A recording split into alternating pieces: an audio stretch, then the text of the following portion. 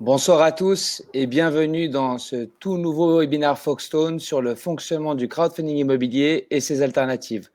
Je tiens tout d'abord à vous remercier au nom de toutes mes équipes d'être ici présents ce soir. Je me présente, je m'appelle David Delaney et je suis cofondateur et responsable des opérations chez Foxstone.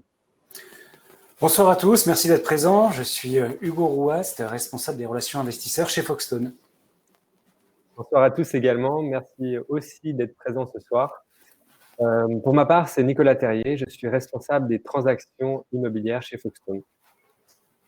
Voilà, alors je vois que nous avons déjà 82 personnes qui nous ont rejoints. Je vous propose de patienter quelques instants en attendant que d'autres personnes puissent se connecter et vous présenter le plan de la présentation de ce soir qui va se dérouler en 3 étapes.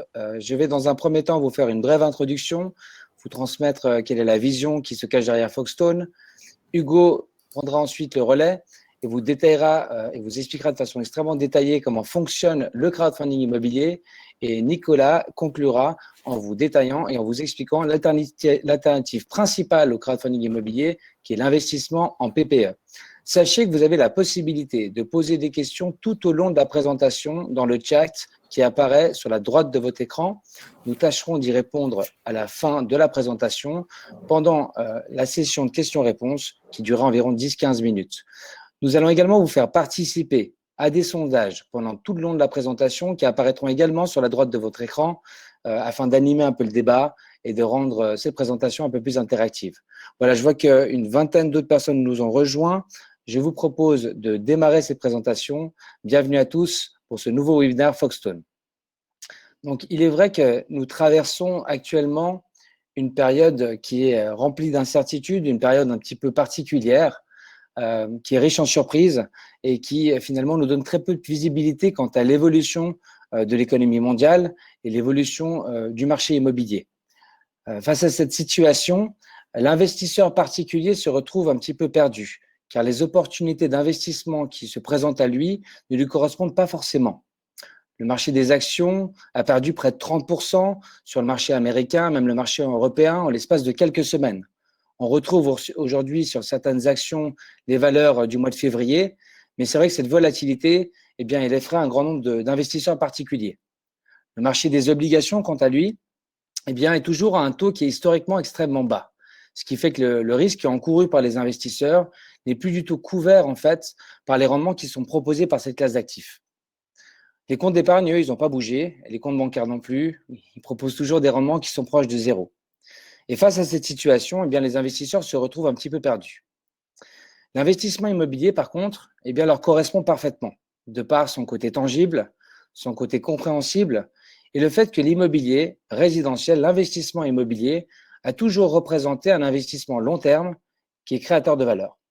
Le problème, eh bien, c'est qu'on vit dans un pays où cet investissement est limité à une petite poignée d'investisseurs. Donc, c'est très simple. Pour investir dans l'immobilier en Suisse, eh bien, ça relève un petit peu du parcours du combattant. Pourquoi? Parce qu'il y a de nombreuses barrières à l'entrée. La première, eh bien, c'est la somme de fonds propres qu'il faut réunir pour arriver à acquérir un logement ou à investir dans l'immobilier, de l'ordre de 20% en fait de la valeur de l'appartement que vous souhaitez acheter. Ensuite, eh bien, il vous faudra avoir certaines compétences, souvent techniques, pour comprendre en fait un peu dans quel type d'immobilier vous souhaitez investir.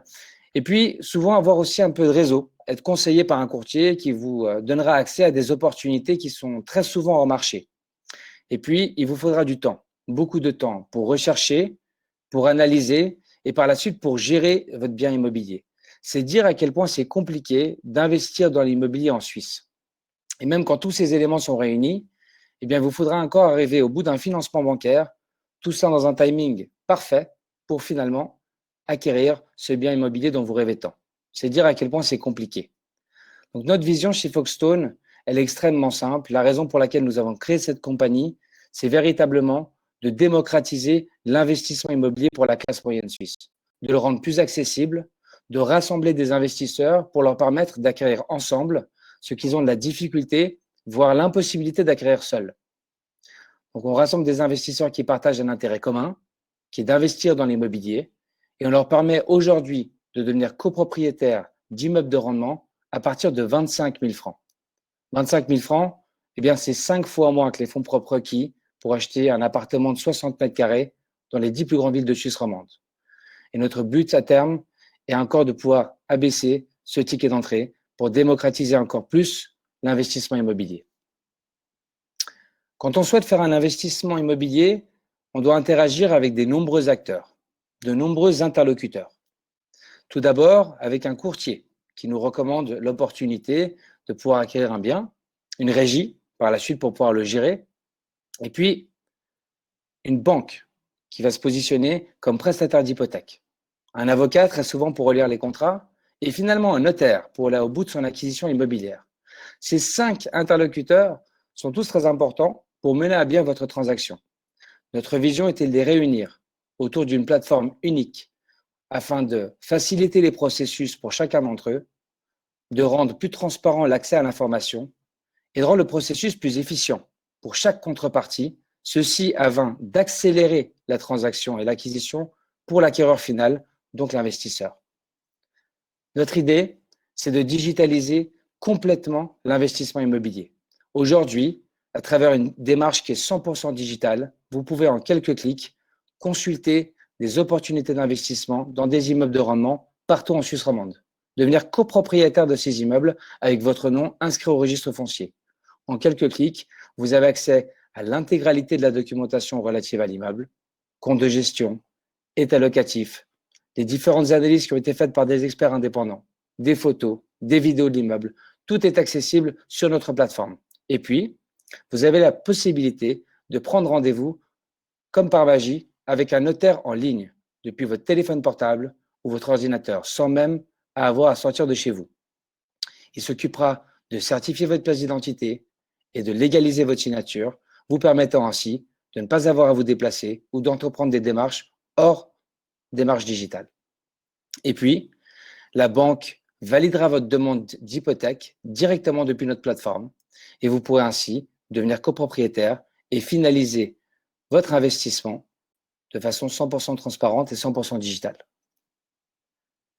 Quelques mots sur la société. Foxstone est une société que nous avons créée, mes partenaires et moi-même, il y a de ça quelques années.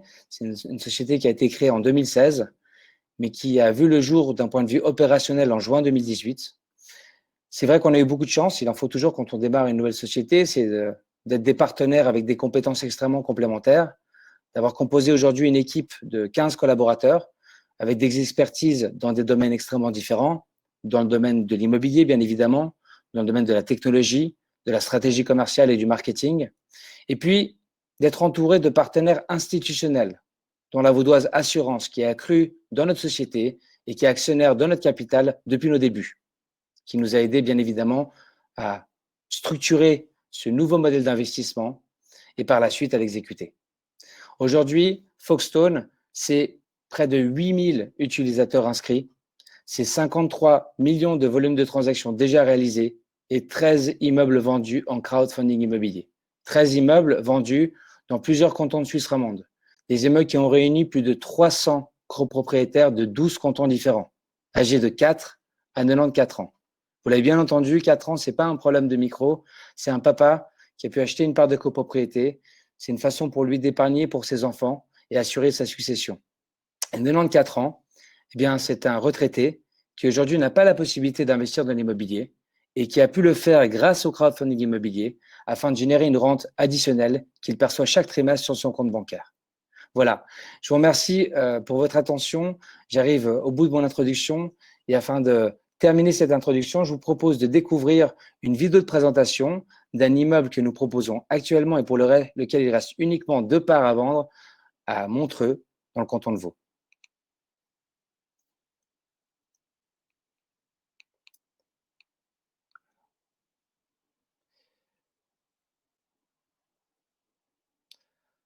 Alors, je vois que nous avons un petit souci technique. La vidéo n'est pas partie.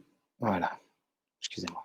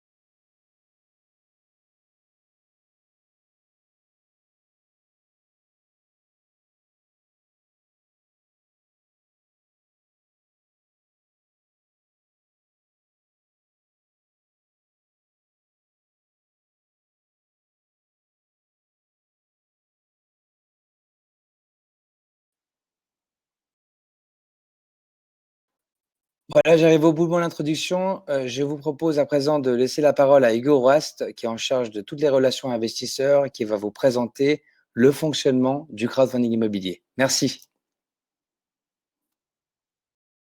Bonsoir à tous et bienvenue. Je m'appelle Hugo Rouast. Je vais vous expliquer en détail comment fonctionne l'investissement en crowdfunding immobilier au quotidien. Alors, en guise d'introduction, je vais vous expliquer peut-être comment est-ce qu'on sélectionne les différents immeubles qui sont ensuite disponibles sur notre plateforme. Les critères sont effectivement compréhensibles par tous, ils sont extrêmement simples, ça reste des fondamentaux de l'immobilier. On va sélectionner uniquement des immeubles qui sont résidentiels, qui sont déjà existants et qui sont déjà occupés par des locataires et qui sont régulièrement entretenus. Ce qui veut dire qu'il y a, pour les immeubles qu'on sélectionne, un historique de rendement, un historique de charges et de travaux. Et surtout, on va sélectionner des immeubles qui sont soit rénovés, soit en très bon état, et surtout qui ne prévoient pas ou peu de travaux sur les prochaines années. Donc ça, c'est pour la partie purement structurelle de l'immeuble. Une fois qu'on a trouvé, entre guillemets, ces perles rares, souvent c'est pas sur Anibis ou sur HomeGate qu'on va le trouver, c'est malheureusement souvent du bouche à oreille, ce qui malheureusement met aussi souvent les investisseurs particuliers un petit peu de côté. Une fois qu'on a trouvé ces immeubles, on va aussi également faire une étude plus approfondie sur la localisation. On parle toujours de la localisation comme un point primordial en immobilier, et c'est juste. On va vérifier que les immeubles se situent dans une zone où la demande locative est suffisamment importante pour maximiser le taux d'occupation de l'immeuble pendant l'investissement. Et on va également vérifier que la politique de loyer, c'est-à-dire vérifier qu'un appartement est loué au prix de marché, voire même idéalement un peu en dessous, permet d'avoir un immeuble qui a des locataires qui sont extrêmement stables. Donc, vous voyez, c'est des critères qui sont extrêmement simples, pris unitairement, et qui pourtant ne sont pas forcément faciles à réunir tous ensemble. Une fois qu'on a trouvé des immeubles qui correspondent à l'ensemble de ces critères de sélection, on ne va pas s'arrêter là dans notre filtre, on va toujours appliquer un filtre, une analyse qui est assez stricte, et qui est toujours faite en 3 étapes. C'est un audit qui est d'abord technique, puis légal, et enfin financier. Qu'est-ce que ça veut dire derrière ces termes ? L'audit technique, c'est simplement un rapport d'état des lieux qui est fait par un expert indépendant, donc qui n'a rien à voir avec Foxstone, qui va se rendre dans l'immeuble et qui va vérifier que l'immeuble est en bon état, bien évidemment, du point de vue de sa structure, mais également qui va nous budgétiser les éventuels travaux à prévoir. Et c'est grâce à cette expertise qu'on va pouvoir vous montrer un plan financier qui est extrêmement précis et surtout qui correspond vraiment à la réalité de l'état de l'immeuble et à ses futurs travaux. On va faire ensuite un audit légal, qui est une révision de l'ensemble des contrats de l'immeuble par une étude d'avocat à Genève. C'est des contrats, par exemple, de location ou d'entretien de l'immeuble, dans le but simple de s'assurer qu'il n'y ait pas d'éléments négatifs d'ordre juridique qui viennent impacter négativement les investisseurs durant leur investissement. Et enfin, on va finir par un audit financier, qui est une évaluation de la valeur marchande de l'immeuble pour s'assurer que le prix qu'on propose correspond à une vraie valeur de marché et qu'on n'est pas en train de surpayer un bien. Et c'est uniquement une fois que cette sélection est faite et que ces 3 analyses ont été complétées que vous allez pouvoir voir les différents immeubles sur la plateforme. À partir de là, on met en ligne ces différents immeubles. Pour chacun d'eux, pour ceux qui sont ouverts à souscription comme ceux qui ont déjà été financés, vous pourrez consulter l'ensemble des photos, bien évidemment, souvent même des vidéos. On fait beaucoup des vidéos avec des drones, ça permet de mieux situer l'immeuble dans sa localisation. Vous pourrez consulter librement le plan financier pour comprendre mieux comment s'articulent les revenus locatifs, les charges de l'autre côté, pour mieux comprendre comment est délivré le rendement qu'on vous annonce. Mais également, vous pourrez consulter l'ensemble des documents qui sont classiquement les plans de l'immeuble, le registre foncier, et même les expertises indépendantes qu'on a mandatées en parallèle. Une fois que ces immeubles sont sur la plateforme, vous pouvez commander l'ensemble de la documentation et même par la suite aller de l'avant si vous souhaitez devenir copropriétaire. Je vous expliquerai dans un second temps comment fonctionne le processus de souscription. Notre but est ensuite de rassembler des personnes comme vous qui ont un intérêt commun, celui d'investir dans l'immobilier en Suisse romande, dans un actif tangible, dans un immeuble de rendement. Alors, on en arrive au cœur de la présentation, qui est comment fonctionne le crowdfunding immobilier au quotidien. Eh bien, c'est extrêmement simple. Ce que l'on fait, c'est que vulgairement, on divise l'immeuble en parts de copropriété. Chaque part correspond à un pourcentage de la totalité de l'immeuble. Donc, ce n'est pas un appartement ou une surface définie, c'est vraiment un pourcentage du tout. Chaque part est inscrite au registre foncier, elle est donc nominative et elle correspond à un vrai titre de propriété. Et chaque part, sur tous les immeubles, a la même valeur. Chaque part a une valeur de 25 000 francs, tous frais inclus, y compris les frais de notaire. C'est-à-dire que si vous investissez 25 000 francs, vous serez propriétaire d'une part, d'un pourcentage de l'immeuble, et vous n'aurez pas un franc à rajouter en supplément. Chaque copropriétaire, dépendamment du nombre de parts qu'il détient, va ensuite percevoir les revenus locatifs au prorata de son investissement. La particularité du financement de l'immeuble, c'est que c'est toujours la même chose. On va financer l'immeuble à 40% avec des fonds propres. Les fonds propres, c'est les fonds propres des investisseurs que vous amenez.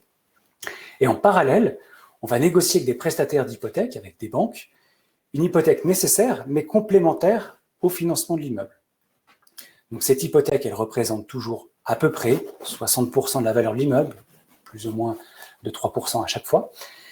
Et la particularité de cette hypothèque, parce qu'elle est forcément adaptée à notre modèle, cette particularité, elle est sous trois aspects.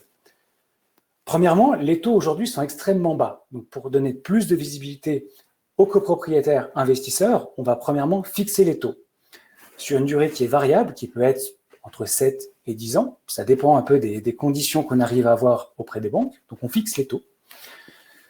Et en plus d'avoir une durée fixe, la particularité du modèle, c'est qu'on va désolidariser l'hypothèque. Qu'est-ce que ça veut dire? Ça veut dire que chaque copropriétaire n'est pas responsable de l'hypothèque globale de l'immeuble. Fort heureusement, elle peut s'élever parfois à plusieurs millions. Les copropriétaires, bien souvent, ne se connaissent pas eux-mêmes. Donc, il nous paraissait impossible que les copropriétaires soient solidairement responsables entre eux. Donc, on a désolidarisé l'hypothèque. D'un point de vue purement technique, ça veut dire que vous n'êtes pas codébiteur solidaire avec les autres copropriétaires. Vous êtes seulement responsable d'un petit bout de l'hypothèque au prorata de votre investissement. Donc, le plan financier, le plan de financement pour chacun des immeubles est à chaque fois identique. Vous le verrez détaillé sur la plateforme. Si par la suite, vous souhaitez simplement pousser la curiosité ou peut-être même devenir copropriétaire, le processus de souscription est extrêmement simple et fluidifié grâce au digital. Vous pouvez demander l'ensemble de la documentation qui comprend le règlement d'administration de la copropriété pour savoir comment ça fonctionne au quotidien, la partie hypothécaire, donc ça c'est vraiment lié à l'immeuble. Vous avez une autre partie qui correspond au fonctionnement un peu plus détaillé du crowdfunding immobilier, et puis les documents nécessaires pour aller de l'avant, dont un bulletin de souscription pour le nombre de parts que vous souhaitez, le document pour certifier votre pièce d'identité, comme l'a dit David, une procédure qui aujourd'hui est largement simplifiée grâce à la visioconférence, c'est entièrement la charge Foxstone, donc encore une fois, il n'y a pas un franc à débourser de sa poche.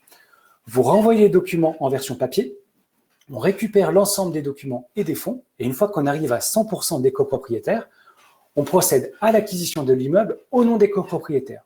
Donc vous n'avez même pas besoin de vous déplacer, vous allez devenir officiellement copropriétaire d'un immeuble de rendement en Suisse romande, parfois même sans quitter le canapé de votre salon. Une fois que vous devenez copropriétaire, vous êtes inscrit au registre foncier, l'idée c'est, au-delà de faire fructifier son capital, c'est également d'obtenir les rendements.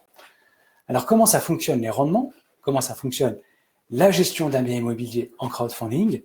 Eh bien encore une fois, c'est extrêmement simple. On a délégué la gestion courante d'un bien immobilier à une gérance immobilière qui va s'occuper de toute la relation classique, c'est-à-dire la relation avec les locataires, l'entretien de l'immeuble, des parties communes, c'est la gérance qui va s'en occuper.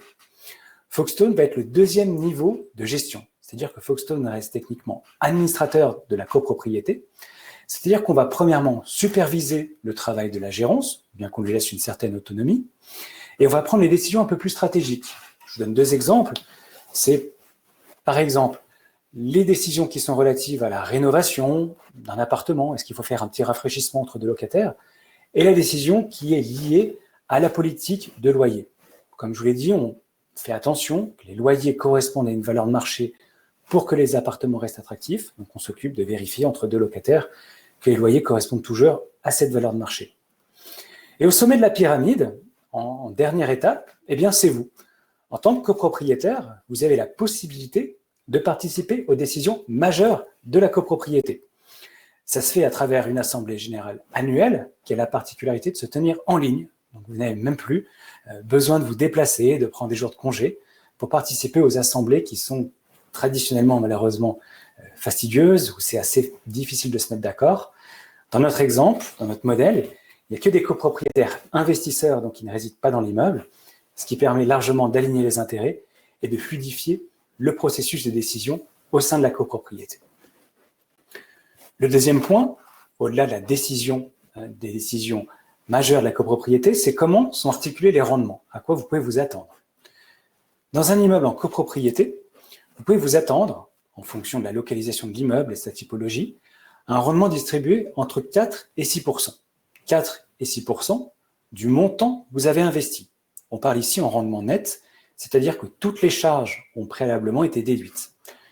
Je vous ai mis un graphique assez simplifié de l'articulation du rendement. On part d'un rendement brut, c'est-à-dire l'ensemble des loyers qui sont collectés dans un immeuble, et on va déduire l'ensemble des charges, qui sont premièrement les charges opérationnelles, donc c'est tout ce qui est frais de gérance, frais d'assurance, entretien des parties courantes, etc. On déduit les honoraires de gestion de Foxtone, on prend des provisions pour travaux à travers un fonds de rénovation. Vous avez vu, on fait une expertise préalable de l'immeuble pour établir et quantifier les travaux qui vont être à prévoir sur les prochaines années.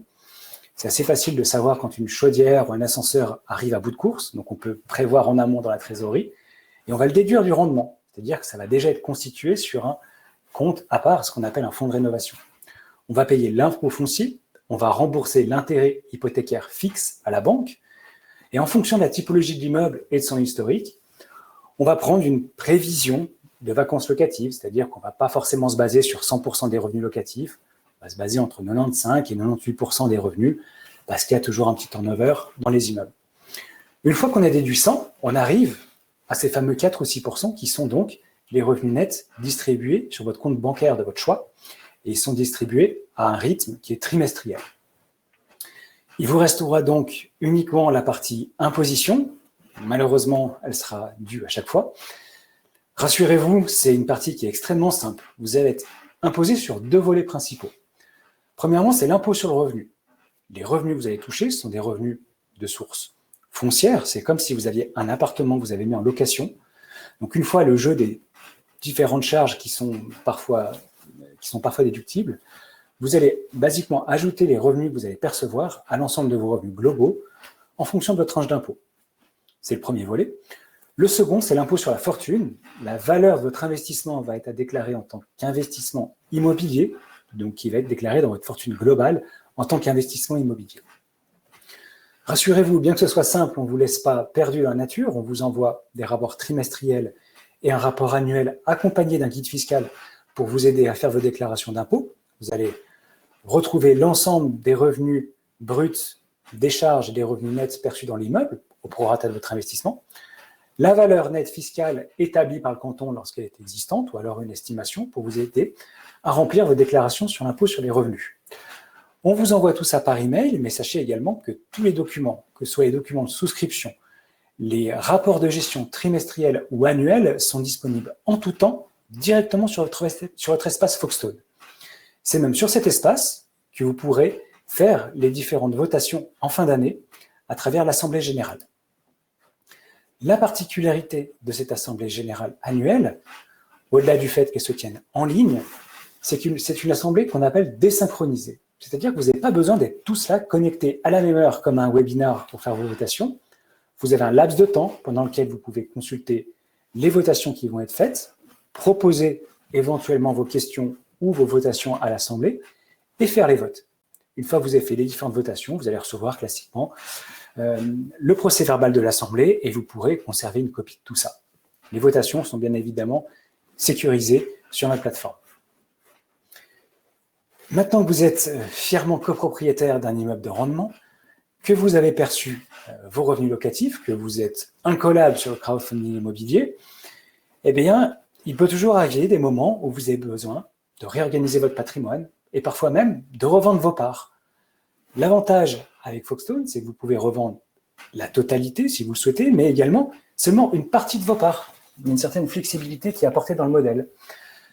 Alors, comment est-ce qu'on peut revendre ça ou ces parts, pardon? Eh bien, encore une fois, c'est extrêmement simple. Ce qu'il faut en retenir, c'est qu'il n'y a pas de durée de blocage, il n'y a pas de durée minimum ou maximum d'investissement. Le copropriétaire est propriétaire de ses parts et c'est vous qui déterminez à quel moment vous souhaitez revendre vos parts. Le jour où vous souhaitez revendre vos parts, comment ça fonctionne? Encore une fois, c'est très simple. Premièrement, c'est vous qui déterminez à quelle valeur vous souhaitez vendre vos parts. Alors, on est là pour vous donner, bien sûr, une estimation, pour que vous puissiez vous placer au mieux sur le marché. On vous donne une fourchette.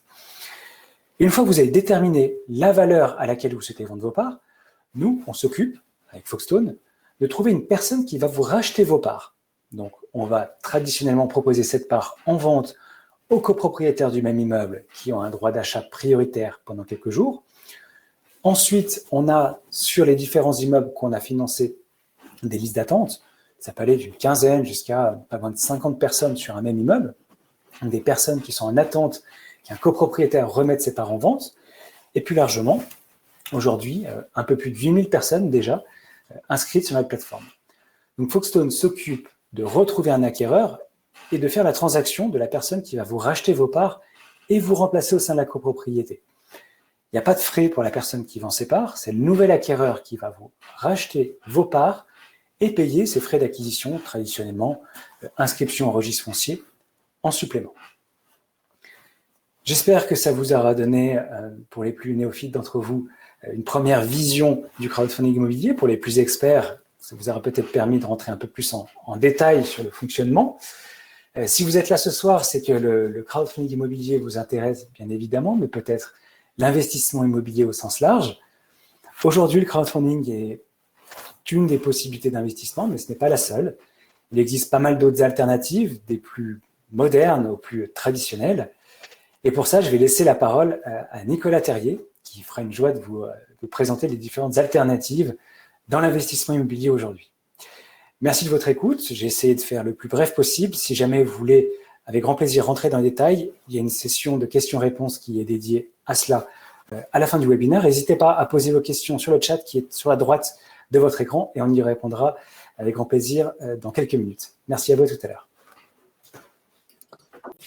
Très bien, merci beaucoup Hugo. Je pense que c'était très clair au niveau du fonctionnement et j'espère qu'il n'y a plus de secret pour vous. Alors moi, maintenant, mon rôle en tant que responsable des transactions immobilières chez Foxstone, c'est de vous expliquer un petit peu les alternatives d'investissement qu'il existe, comme l'a très bien expliqué Hugo. Donc, je vais d'abord passer sur l'alternative principale d'investissement direct, à savoir l'acquisition d'un appartement qui est destiné à la location. Et puis ensuite, je passerai sur la comparaison avec les fonds immobiliers.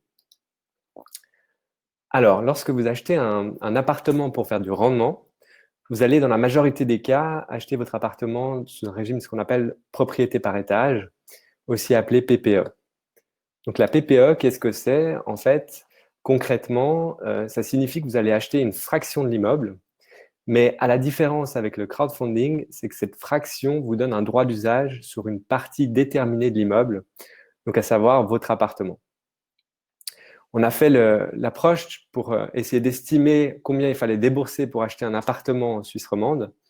Et on s'est arrêté sur la moyenne des 10 plus grandes villes de Suisse romande sur un 60 mètres carrés, sur un montant de 500 000 francs. Alors, bien entendu, je vous mets au défi de trouver la perle rare à 500 000 francs à Genève ou à Lausanne pour 60 mètres carrés, mais il fallait bien qu'on s'arrête sur un chiffre. Du coup, sur ces 500 000 francs, on s'est posé la question de savoir combien il va falloir débourser de fonds propres pour acheter l'appartement. Donc, quand vous achetez votre appartement à 500 000 francs, vous allez devoir dépenser 125 000 francs. Ça correspond en fait aux 20% de fonds propres minimum qui sont requis par les banques et en plus les 5% de frais de notaire qui sont évidemment pas finançables par la banque. Alors ceci, c'est sans compter qu'il vous faudra en plus justifier de revenus suffisants pour obtenir le financement sur base de ce qu'appellent les banques un taux d'intérêt simulé à 5%. Donc, une fortune parfois qui est assez énorme en regard du montant. En crowdfunding, si on compare, donc vous achetez votre part qui est sur l'ensemble de l'immeuble, vous pouvez débourser à partir de 25 000 francs. On parle ici de 5 fois moins. Donc, vraiment, le point, c'est le fait que l'accessibilité, elle est facilitée en crowdfunding. Le deuxième point sur lequel j'aimerais attirer votre attention ce soir, c'est au niveau des intérêts divergents. Alors Hugo, on a parlé brièvement. J'aimerais parler de ça un petit peu plus en détail. J'ai pris 2 exemples. Donc à gauche, toujours la PPE, quand vous achetez votre appartement en direct, eh bien, vous allez devenir copropriétaire et vous allez vous retrouver avec d'autres copropriétaires qui sont là soit dans le but d'y vivre, et soit simplement dans le but de mettre l'appartement en location afin de générer du rendement. Du coup, il y a certaines décisions qui vont potentiellement pouvoir être compliquées à prendre vis-à-vis d'un alignement qui ne sera pas forcément aligné, qui ne sera pas forcément le même. Je prends un exemple, par exemple, il y a les boîtes aux lettres à refaire. Eh bien, un investissement pour refaire les boîtes aux lettres, on aura peut-être les copropriétaires qui y vivent, qui voudront le faire, et puis d'autres copropriétaires qui sont là pour faire du rendement, qui vont faire leurs calculs et investir dans la boîte aux lettres. Ben, évidemment, ça ne va pas forcément mettre en valeur l'immeuble, et on peut terminer sur des discussions en assemblée qui peuvent être parfois douloureuses et finir tard dans la nuit. Dans le cadre du crowdfunding, eh bien, c'est plus simple puisque tout le monde est là dans un but commun. Tous les copropriétaires sont là dans le but d'investir afin de générer du rendement, puisque comme l'a si bien expliqué Hugo, on ne peut pas aller y vivre. Et les décisions sont donc facilitées puisque tout le monde est sur la même longueur d'onde. J'en profite pour aussi glisser là qu'on a fait nos premières assemblées générales sur les immeubles déjà acquis. On les a faites en ligne et de manière désynchronisée en ce début d'année durant le coronavirus avec un grand succès. Revenons sur notre comparaison. Vous avez passé le parcours du combattant, vous êtes devenu heureux propriétaire d'un appartement que vous avez mis en location, donc vous vous retrouvez toujours dans notre exemple de gauche en PPE et vous avez un locataire. Un jour, pour X raisons, le locataire il résilie son bail de manière légale et vous ne retrouvez en fait pas de repreneur. Eh bien, vous allez vous retrouver avec un revenu complet qui s'arrête et il faudra continuer à assumer les frais en tant que propriétaire. On parle notamment des intérêts pour le prêt, on parle des frais d'entretien, des frais pour l'électricité, pour les communs, etc. Dans le cas du crowdfunding que vous voyez sur la droite, donc vous l'avez bien compris, une fraction d'un immeuble, donc une fraction de plusieurs appartements, donc une fraction de plusieurs revenus locatifs. Et si un locataire demain s'en va, eh bien, vous aurez toujours les autres loyers encaissés. Par exemple, ici, on a 6 locataires. S'il y en a un qui part, eh bien, vous avez toujours 5 sur 6 qui vont être encaissés. On parle en fait d'une dilution du risque locatif, dilué sur plusieurs locataires. Reprenons l'exemple de la PPE. Sur la gauche, imaginons, et ce sera mon dernier point pour l'investissement en direct, donc l'achat d'un appartement. Vous avez soudainement un besoin de liquidité, vous devez revendre votre appartement. Vous n'avez qu'une possibilité, c'est de revendre l'ensemble de l'appartement. Vous ne pouvez pas vendre simplement la cuisine. Donc, vous êtes quelque part un petit peu bloqué dans votre investissement. Avec le crowdfunding, ce qui est génial, c'est que, en fait, imaginons vous avez acheté dans votre immeuble 2 parts, et puis de ces 2 parts, demain, vous avez un problème de liquidité ou vous avez besoin soudainement de liquidité, eh bien, vous pouvez vendre une seule de ces 2 parts, soit 25 000 francs, et vous allez pouvoir faire cela en fait sans rompre le contrat hypothécaire, sans même payer de pénalité, puisque le repreneur va reprendre en fait toutes les conditions du contrat hypothécaire, ce qui n'aurait pas été le cas lorsque vous aurez été seul propriétaire d'un appartement. Donc mon point ici, c'est que le crowdfunding en fait vous apporte une certaine forme de liquidité qui vous permet d'avoir en fait une meilleure flexibilité dans votre investissement. Voilà pour la PPE et passons maintenant du côté des fonds immobiliers. Alors bien entendu, il existe toutes sortes de formes de fonds immobiliers, mais on va tenter de simplifier en nous concentrant sur la principale qui est en fait un fonds simple coté en bourse en Suisse. Donc qu'est-ce qu'un fonds immobilier ? Tout d'abord, eh bien, un fonds immobilier, en fait, c'est une entité juridique, voyons ça comme une société, qui va détenir les biens immobiliers et les gérer de manière active. Donc, en achetant une part, vous allez être porteur d'une part de cette entité qui elle-même, en fait, va détenir les immeubles et être propriétaire de ces derniers au registre foncier. contrairement à la copropriété en crowdfunding où vous allez être vous-même avec votre nom au registre foncier. Dans le cadre des fonds immobiliers, on parle d'une forme indirecte de propriété, contrairement au crowdfunding. Et puis, on va voir les conséquences de cette forme indirecte un peu plus tard. Alors, au niveau des similitudes, au niveau des fonds, entre les fonds et le crowdfunding, eh bien, la gestion est déléguée à des professionnels. Dans le cadre des fonds immobiliers, ils sont gérés activement par le ou les gérants du fonds. Et puis, dans le cadre du crowdfunding, la gestion est déléguée à Foxstone qui agit en tant qu'administrateur de la copropriété. La deuxième similitude, c'est au niveau de l'accessibilité qui est facilitée. Les fonds, tout comme la copropriété en crowdfunding, permettent de baisser le ticket d'entrée pour cette classe d'actifs qui est l'immobilier et qui est aujourd'hui relativement difficile d'accès. Après, donc c'est sûr que les fonds immobiliers, ils ont des avantages importants qu'il faut mentionner ici. Tout d'abord, la fiscalité. Le fonds immobilier, en fait, va payer des impôts à taux avantageux sur le revenu et sur la fortune pour le compte du porteur de part. Donc, en fait, la performance qui est distribuée quand vous achetez une part d'un fonds immobilier, elle va être nette d'impôts. Au niveau de la diversification également, il faut voir un fonds immobilier un peu comme un portefeuille d'immeubles. Donc, le risque il va être dilué sur un nombre important d'immeubles. Après, c'est sûr qu'il y a son revers de la médaille puisque vous n'avez pas de décision dans l'allocation des actifs. En d'autres termes, quand vous achetez une part d'un fonds, vous ne pouvez pas choisir quels immeubles sont dans le portefeuille, ni lesquels vont être ajoutés, ni même lesquels vont être probablement enlevés. Alors que dans le cadre du crowdfunding, ici, vous avez une décision sur le choix d'allocation. Par exemple, vous pouvez investir un certain montant sur un immeuble à Payerne et puis un certain montant sur un immeuble à Montreux, mais pas à Lausanne. Voilà. Décomposons maintenant ensemble le prix d'une part d'un fonds immobilier. Alors, quand vous achetez une part d'un fonds coté, vous allez payer de l'immobilier, ce qu'on appelle la valeur nette d'inventaire, mais vous allez également payer un agio pour avoir accès à l'immobilier. Imaginons que la valeur de l'immobilier vaut 100 francs, eh bien, en tant qu'investisseur, vous allez accepter de payer 130 francs pour obtenir cette part.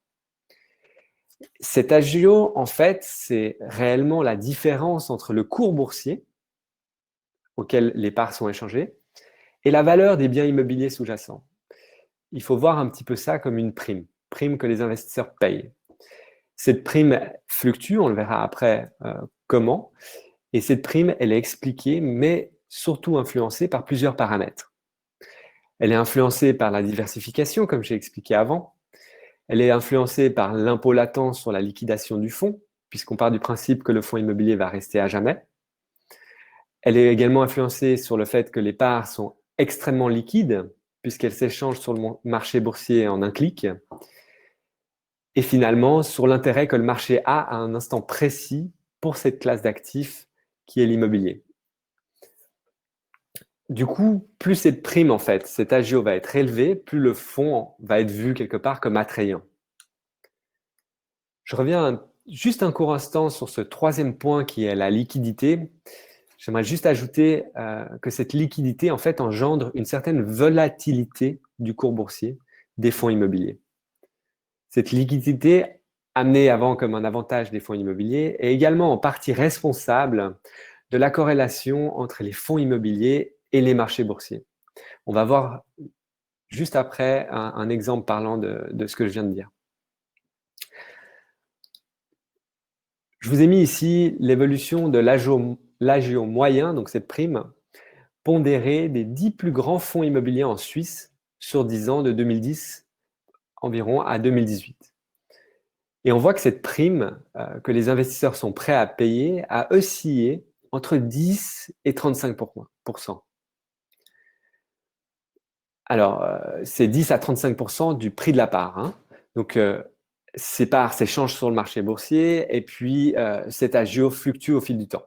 Donc, quand vous achetez une part, quand l'agio est au plus haut, imaginons ici le pic en 2015, eh bien, quand vous revendez ensuite, la plus-value qui va être liée au prix de l'immobilier, elle peut potentiellement être effacée uniquement à cause de la fluctuation de cet agio. En d'autres termes, elle peut simplement annuler votre performance tout simplement à cause des déplacements ou des paniques qui sont prises sur le marché. Ceci a donc pour conséquence de rendre en fait les fonds immobiliers davantage volatiles que l'investissement en direct. Ce qui m'amène au slide suivant, où cette fois-ci, on ne voit pas uniquement la prime, mais on voit la prime plus la partie immobilière. Donc, on voit en fait l'évolution du cours boursier des fonds immobiliers. J'ai pris sur 12 mois entre 2019 et 2020. Et puis, cet indice que vous avez sous les yeux englobe environ une quinzaine de fonds immobiliers suisses, dont ceux du Crédit Suisse, de l'UBS ou encore de Swissquanto. Alors, l'exemple de la volatilité, elle est assez parlante sur la période de mars, qui était en lien avec l'actualité, où on a pu en fait observer une panique forte sur les marchés liée au coronavirus. En moyenne, ces fonds ont connu une baisse de l'ordre de 20% en l'espace de quelques jours. Voilà pour illustrer mon propos. Nous, sur le terrain, sur l'investissement en direct, on n'a pas observé des immeubles, que ce soit à un prix proposé ou au prix qui sont vendus, on n'a pas observé des décotes de 20%. Bien au contraire, les taux de capitalisation, donc pour estimer les immeubles, sont restés plus ou moins stables, voire même en augmentation, puisque cette classe d'actifs est vue comme une valeur refuge en temps incertain. Je pense que vous avez compris mon point, je ne vais pas m'étaler là-dessus. Mon point donc sur la volatilité des fonds immobiliers qui est indirectement liée à la corrélation avec les marchés boursiers. Je vous remercie à tous pour votre attention. Je vais rester sur cet exemple en espérant vivement que les différences maintenant entre les principales alternatives, à savoir l'investissement en direct, donc en PPE, l'achat d'un appartement, et l'investissement dans un fonds immobilier sont maintenant un petit peu plus clairs pour vous. Et on va passer à la partie intéressante des questions-réponses. Pour ça, je vais repasser la parole à David et j'invite Hugo également à nous rejoindre. Merci Nicolas Hugo pour cette excellente présentation. Je vois que vous nous avez posé pas mal de questions durant toute la présentation. Je vous propose de commencer par y répondre. Je vous remercie également pour votre participation aux différents sondages. Je me permettrai tout d'abord de rebondir sur ces différents sondages car j'ai trouvé les réponses particulièrement intéressantes. On voit que sur les personnes qui assistent en fait à ce webinaire, on a une moitié de propriétaires et une autre moitié qui ne l'est pas encore. Donc, c'est vrai qu'au niveau de la compréhension du processus d'investissement, on a une certaine différence entre les deux personnes. Ce que je trouve particulièrement intéressant, c'est le critère premier en fait qui est considéré. Je sais qu'on considère bien évidemment différents critères en fait quand il s'agit de faire un premier investissement immobilier. Mais si on doit mettre une priorité, c'est vrai qu'aujourd'hui la priorité pour 50% en fait des votants serait sur le rendement. Alors, je vous cache pas que le rendement est important. Par contre, nous, c'est vrai qu'on va analyser énormément de critères au moment de se positionner sur une acquisition immobilière. Le rendement en fait partie. La localisation est toujours en lien avec le rendement. Et dépendamment de la localisation, les attentes de rendement des investisseurs seront différentes. Mais on prend toujours également en considération l'état de l'immeuble pour s'assurer en fait que les installations de l'immeuble sont en bon état de fonctionnement et qu'on n'aura pas trop de problématiques d'ordre des travaux en fait pendant les 10 prochaines années. Donc, je vous ai volontairement posé la question pour voir l'ordre de priorité, mais c'est vrai qu'on prend bien évidemment tous ces critères en considération lorsqu'on se positionne sur une acquisition. Et puis, le dernier point, c'est pour quelles raisons vous intéressez-vous au crowdfunding immobilier? On voit que c'est par besoin ou par envie de diversification. C'est vrai qu'on entend beaucoup en ce moment, beaucoup de gens cherchent des alternatives, cherchent des nouvelles façons d'investir, des façons d'investir qui sont moins corrélées, qui sont moins volatiles et qui, pour le coup, ont moins d'impact direct par rapport aux fluctuations des marchés financiers. L'immobilier en fait partie. Le crowdfunding immobilier est une nouvelle façon en fait d'investir dans l'immobilier. Et puis voilà, je vous propose de commencer cette session de questions-réponses en répondant à la toute première question. Donc, question, alors je vais sélectionner une question. Une question de Roland qui nous demande quelle est la différence entre un utilisateur et un investisseur. Donc, un utilisateur, c'est une personne qui a créé un compte sur Foxstone, donc qui nous a donné déjà pas mal d'informations en fait, et qui est curieux ou qui s'intéresse de façon assez approfondie au crowdfunding immobilier, donc qui montre de l'intérêt pour nos opportunités d'investissement. Cet utilisateur devient un investisseur le jour où il a investi dans une opportunité Foxstone et qui par conséquent devient copropriétaire d'un immeuble de rendement.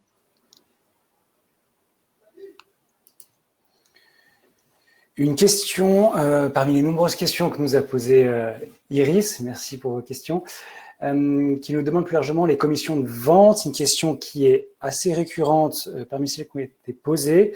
Alors Folkestone, malheureusement, ne vit pas encore d'amour et d'eau fraîche. Malheureusement, en revanche, notre plan financier est extrêmement transparent. Nous, on se rémunère comme des courtiers. C'est-à-dire qu'on est rémunéré par une commission à la hauteur de 3% de la valeur. Et c'est une commission qui est incluse dans le prix de la part.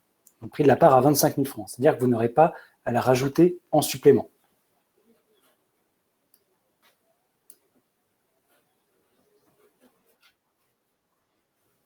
La prochaine question que je vais lire. En cas de revente de part, est-on soumis à un impôt sur la plus-value?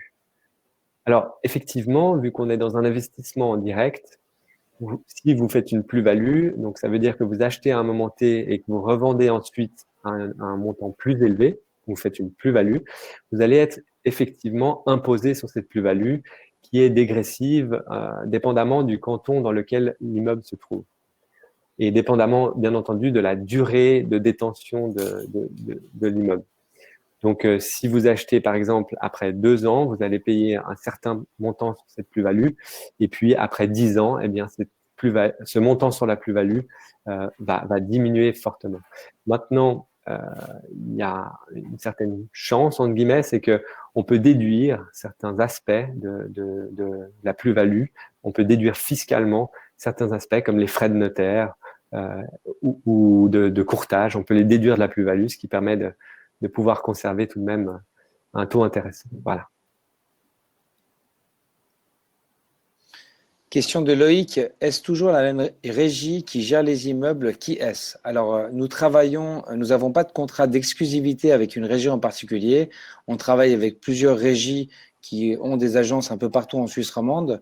On les met toujours en compétition. Pour nous, c'est très important d'avoir une régie qui est implantée localement, qui connaît le marché locatif et qui saura être flexible et avoir des compétences locales. Donc, jusqu'ici, on a beaucoup travaillé avec la régie du Rhône. On travaille également avec la régie Nef, mais on est ouvert avec des collaborations avec d'autres régies, bien évidemment. Donc, on ne travaille pas exclusivement avec une seule régie. Et voilà les 2 régies avec lesquelles nous avons travaillé jusqu'à présent.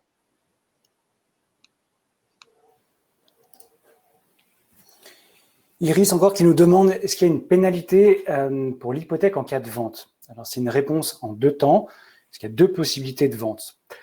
Premièrement, comme les taux sont bloqués sur une durée d'entre 7 et 10 ans, à l'issue de la période des taux bloqués, il y a une votation qui est faite parmi les copropriétaires et une double sortie. Soit les copropriétaires décident de conserver l'immeuble et de renégocier l'hypothèque et de prolonger l'investissement, soit de revendre l'immeuble dans son intégralité. C'est une décision qui est prise à la majorité qualifiée, donc 2/3 des voix.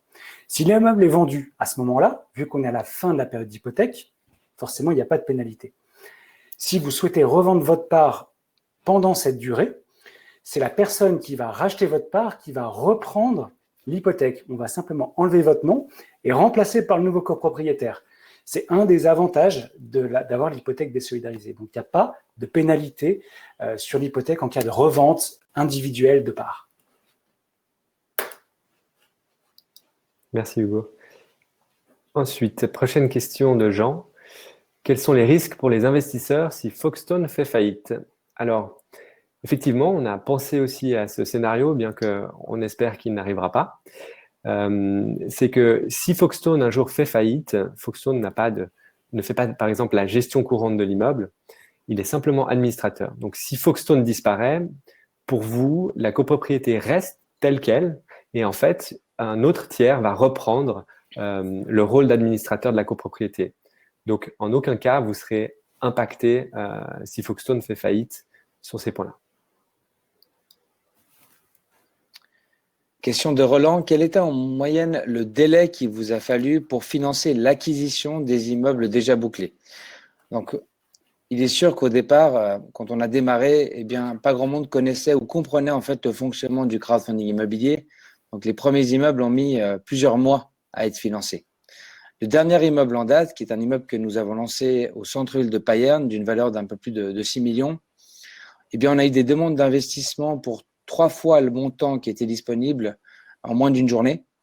Et il a été clôturé et entièrement financé sur la plateforme en moins de 2 semaines. Donc, je dirais que ça dépend d'un immeuble à un autre, mais on va dire que les levées de fonds s'accélèrent très fortement, car eh bien, on a une base d'utilisateurs aujourd'hui qui est très active, des investisseurs qui commencent à répéter des investissements et de plus en plus de monde qui s'intéresse à des investissements sous cette forme-là. Jean-Claude nous demande, est-ce que vous allez mettre en place des ventes d'immeubles sans crédit hypothécaire, ce qui rejoint d'autres questions que j'ai vues sur l'hypothèque, dans le but de donner accès aux étrangers? Alors, premièrement, qui peut investir dans les immeubles en copropriété? Il y a une loi qui s'appelle la LFAIE, donc la loi fédérale sur l'acquisition des immeubles par des étrangers. C'est lié à tout investissement immobilier résidentiel. Qui peut investir chez Folkestone? Uniquement les personnes qui sont résidentes suisses ou titulaires d'un passeport suisse. Dépendamment des banques avec qui on travaille, parfois les banques ont une condition supplémentaire et n'acceptent que les résidents suisses. Vendre un immeuble sans crédit hypothécaire, donc vous voyez Jean-Claude, ça n'a pas de lien forcément avec l'acquisition pour les étrangers, puisque c'est lié proprement à l'immeuble et pas avec l'hypothèque. Est-ce qu'on va mettre en place des ventes d'immeubles sans crédit hypothécaire? Écoutez, c'est une discussion qu'on peut avoir. A priori, notre modèle, on va rester sur cette ligne directrice qui est de mettre 40% de fonds propres et 60% d'hypothèque. Pourquoi une hypothèque? Dans le but d'avoir un petit effet de levier, c'est-à-dire avoir un peu plus de rendement pour l'investisseur final, tout en restant dans une hypothèque de premier rang, c'est-à-dire en dessous de 66% d'endettement, de sorte à ce que les revenus locatifs couvrent 5 à 6 fois les intérêts hypothécaires. Donc, peut-être dans une situation qui est plutôt prudente, voire même conservatrice. Donc, ça rejoint une autre question qui me disait 40% de fonds propres, c'est beaucoup, oui, mais c'est nécessaire pour avoir un plan financier avec une hypothèque de premier rang et une exposition au risque plutôt faible.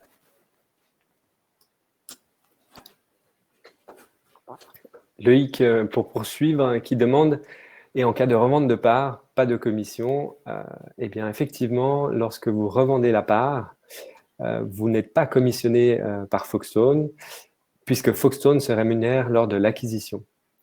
Donc, en fait, c'est soit vous êtes rémunéré à l'entrée, soit à la sortie. Ici, c'est uniquement à l'entrée. Donc, lorsque vous faites vos calculs, à la sortie, vous n'avez pas de commission pour la revente des parts.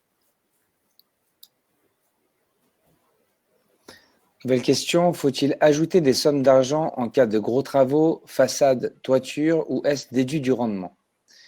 Eh bien, au moment de l'acquisition, nous faisons appel, comme vous l'a expliqué Hugo précédemment, à différentes sociétés indépendantes, une société notamment qui va faire une expertise technique, qui va nous donner un état des lieux sur l'état des installations de l'immeuble et nous donner un budget prévisionnel des travaux à entreprendre pendant les 10 prochaines années. On prend ça en considération, on va également faire notre propre analyse et ça va nous permettre en fait de déterminer le montant au mètre carré qu'on va allouer en fait dans un fonds de rénovation qui va servir en fait à couvrir les besoins de travaux et qui va être alimenté chaque année. Donc on va déduire directement du rendement locatif une fois qu'on aura payé toutes les charges de l'immeuble, qu'on aura payé les intérêts hypothécaires, qu'on aura payé l'impôt foncier, la régie immobilière et l'administrateur. On va provisionner un fonds de rénovation justement pour combler à tout besoin potentiel de travaux. En temps normal, on va dire qu'on est assez conservateur quant à la constitution initiale et à l'approvisionnement de ce fonds, et que ce fonds devrait couvrir en tout cas la majorité, si pas la totalité des travaux. Tant que l'immeuble n'a pas été vendu complètement, est-ce que Folkestone a un droit sur l'immeuble ou est-ce que Folkestone l'achète en attendant de trouver preneur?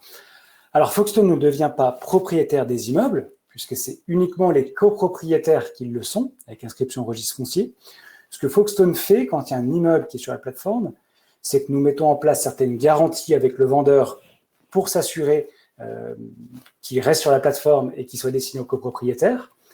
En parallèle, les futurs copropriétaires renvoient leurs documents et déposent leurs fonds sur un compte de consignation chez le notaire. Donc, il n'y a pas de fonds qui transitent par l'intermédiaire de Folkestone par une mesure de sécurité. Et une fois qu'on a 100% des fonds, on procède à l'acquisition du bien. Si on n'a pas les 100% des fonds, qu'est-ce qui se passe? Les fonds, c'est encore jamais arrivé, mais si ça devait le faire, les fonds sont restitués depuis le compte de consignation du notaire jusqu'au compte des investisseurs.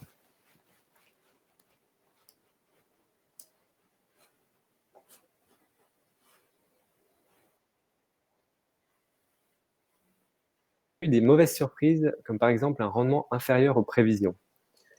Alors effectivement, aujourd'hui, on a un peu plus d'une année de recul. On a environ une douzaine d'immeubles.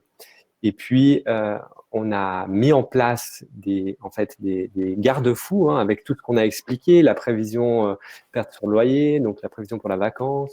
On a mis en place un taux qui est fixé, etc.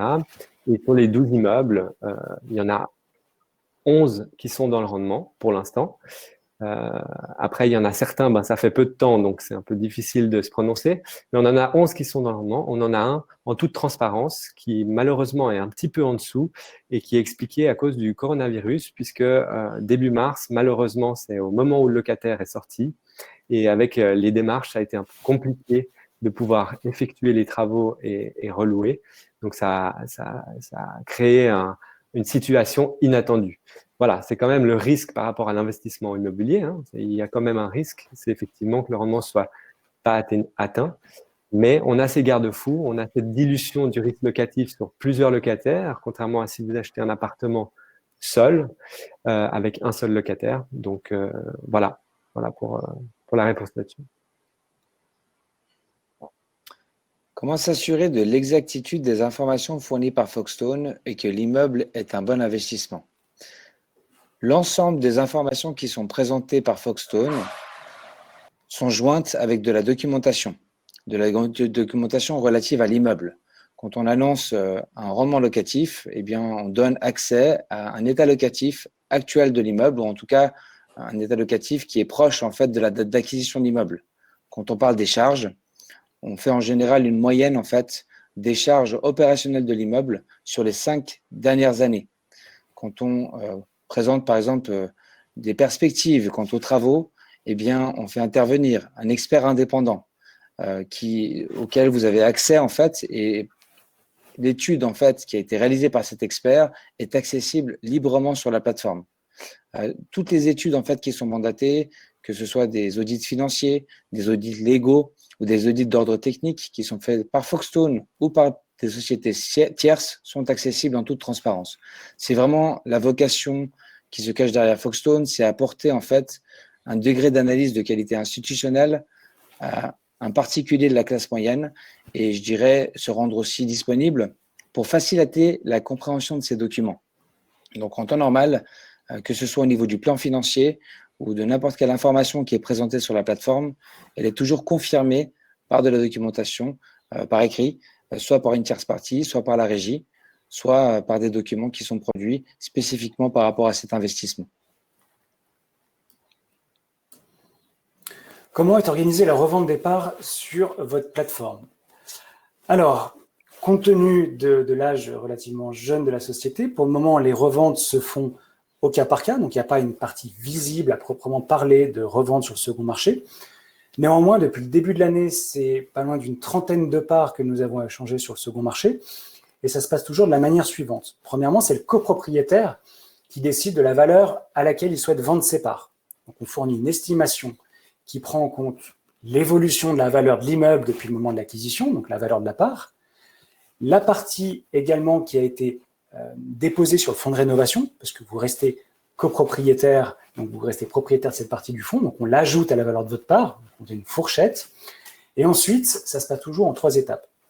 Premièrement, Foxstone contacte tous les copropriétaires de l'immeuble qui ont un droit d'achat prioritaire pendant plusieurs jours. Donc si vous êtes copropriétaire, c'est possible qu'on vous contacte si jamais il y a un autre copropriétaire qui vend sa part. En général, les copropriétaires, quand une copropriété fonctionne bien, aiment bien rester entre eux et pas se diluer. Donc il y a une grande chance de trouver un acquéreur. Ou alors sur les listes d'attente qu'on a mis sur notre site, ou bien sur l'ensemble des copropriétaires, sur l'ensemble des investisseurs utilisateurs qui sont inscrits sur notre site. Et Foxstone s'occupe par la suite de représenter les vendeurs et les acheteurs chez le notaire. Donc vous n'aurez même pas à vous déplacer.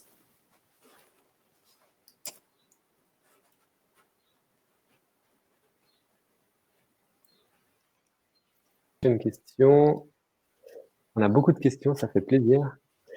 Alors, lorsque l'on revend une part, récupère-t-on notre part du fonds de rénovation? Du coup, Hugo a déjà un petit peu expliqué, mais je vais peut-être mettre l'accent là-dessus. Lorsqu'on revend une part, eh bien non, on ne récupère pas le fonds de rénovation. Ce fonds légalement, il est bloqué, il est propriété de l'ensemble des copropriétaires. Et on ne pourrait pas, vis-à-vis des autres copropriétaires, avoir une personne qui cotise pendant des années, et puis tout d'un coup, une personne qui sort et qui reprend un montant. Et cette personne qui a cotisé pendant des années se retrouve avec un montant sur le fonds de rénovation moins élevé. Ce que je veux dire par là, c'est que la cotisation au fonds de rénovation est propriété commune et non pas d'une personne, donc on ne peut pas le retirer. Par contre, comme l'a expliqué Hugo, on peut faire valoriser ça indirectement dans le prix de la part que vous revendez. Parce que si vous revendez un immeuble avec un fonds de rénovation qui est bien fourni disons, de centaines de milliers de francs, ce n'est pas la même chose que si vous revendez un immeuble, donc une part sur un immeuble, où le fonds de rénovation est à 0.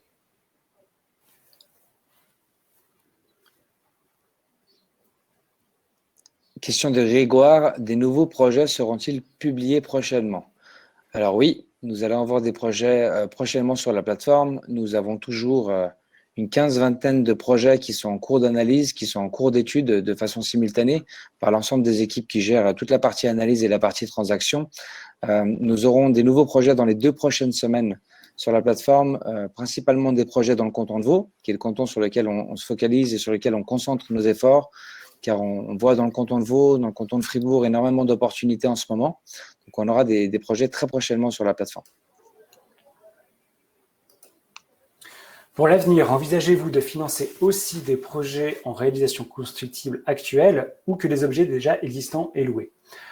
Alors, pour la partie copropriété, on va se concentrer majoritairement sur des immeubles qui sont déjà existants et déjà loués. On peut entrer en matière sur des projets de construction quand on arrive à la fin de la construction. Pourquoi? Parce que le risque, c'est toujours d'avoir un immeuble vide et devoir le remplir. Tant que l'immeuble n'est pas loué, vous n'avez pas de rendement. Donc, pour vous délivrer un rendement immédiat, on préfère se concentrer sur des immeubles qui sont déjà loués ou en phase d'être 100% loués. Ça, c'est pour la partie copro. C'est notre cœur de métier. On a une deuxième corde à notre arc, c'est qu'effectivement, on travaille également sur d'autres projets d'investissement immobilier qui ne sont pas des projets de propriété, qui sont des projets de ce qu'on appelle de prêts participatifs, tout simplement des prêts à des promoteurs. Pour vous illustrer un exemple, lorsqu'un promoteur a un projet de construction, il a besoin d'un certain montant de fonds propres, soit il en dispose lui-même, ou alors, en général, il fait un tour de table avec ses amis pour attirer d'autres investisseurs et accumuler ses fonds propres. L'inconvénient, c'est qu'il va également partager son bénéfice. Donc, il existe une troisième solution pour un promoteur qui est d'emprunter ses fonds propres à d'autres particuliers. Et c'est une solution sur laquelle Foxstone travaille très précisément. On est en train de mettre en place différentes opérations aujourd'hui pour mettre en place des processus et on espère très prochainement pouvoir proposer ça à des particuliers qui ont envie d'investir sur un horizon d'investissement qui est entre 12 et 36 mois. Donc, ça serait pour du prêt et pas de l'investissement inscrit au registre foncier. Attention.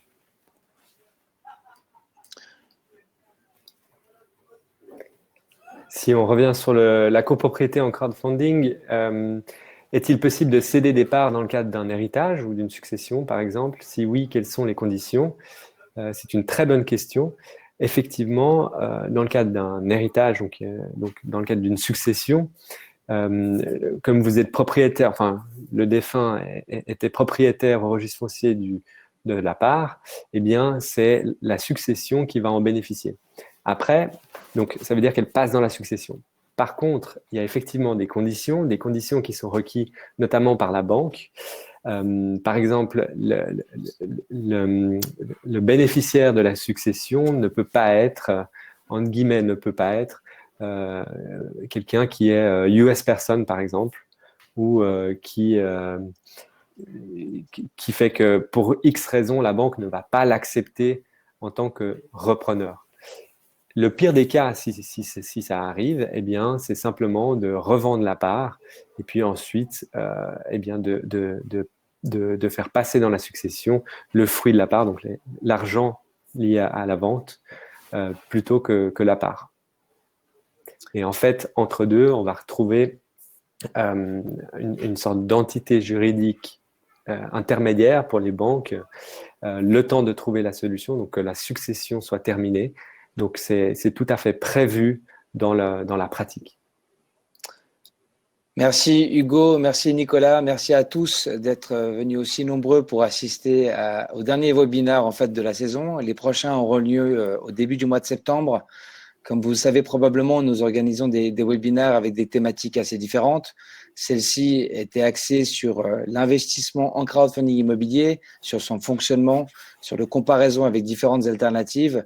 Nous organisons également des webinaires avec des partenaires, que ce soit des gérances immobilières, d'autres investisseurs immobiliers ou d'autres grands acteurs en fait du large domaine de l'immobilier afin de traiter de sujets plus spécifiques. Vous recevrez des invitations à ces futurs webinaires par email si vous êtes déjà inscrit sur notre site.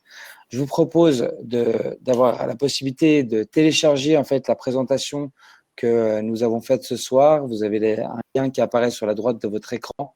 Merci à tous pour votre participation. Vous recevrez également par email un replay en fait de la présentation que vous pourrez envoyer éventuellement à vos amis qui n'ont pas pu ou qui n'ont pas eu la chance de pouvoir participer ce soir. Je vous souhaite à tous, en tout cas tous ceux qui vont pouvoir profiter un peu de cet été, de très belles vacances. Et puis, on est à votre disposition, mon équipe et moi-même, pour répondre à vos questions. Si certaines des questions n'ont pas trouvé réponse, n'hésitez pas à nous contacter par email ou par téléphone. On se fera un plaisir d'y répondre. Merci à tous. Vous allez à présent être redirigés sur la page de l'opportunité d'investissement à Montreux. Pour ceux qui souhaitent faire le pas, sachez qu'il reste encore 2 parts en vente. Je pense que d'ici la fin de la semaine, cet immeuble sera vendu. À très bientôt et merci beaucoup. Au revoir. Au revoir, Bonne soirée merci à de tous. votre attention. Bonne soirée. Au revoir, merci.